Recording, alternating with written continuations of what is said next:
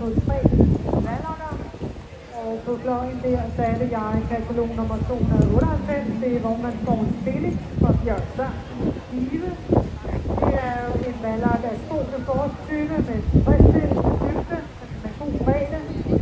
Han har altså set høns, forårshoved med god gymnasier, og så er halsen velrejst og velansat, og der er god nakke på ham. Der er god skulder, og så er der en lidt afrundet marked. Ryggen er velformet, det er lidt langt og endnu noget muskelfærdig.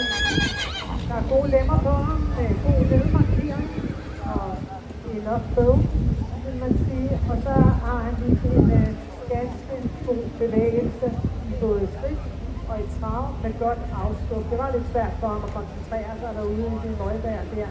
Men vi fik set, hvad vi skulle, og nok fik vi ham 23 point.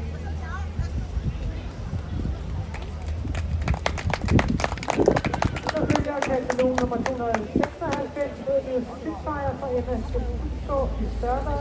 Her kan man se, hvor bred i virkeligheden det forsvaret rummer, for det er jo umiddelbart en helt anden type. Det er ikke som en, der udgør, han også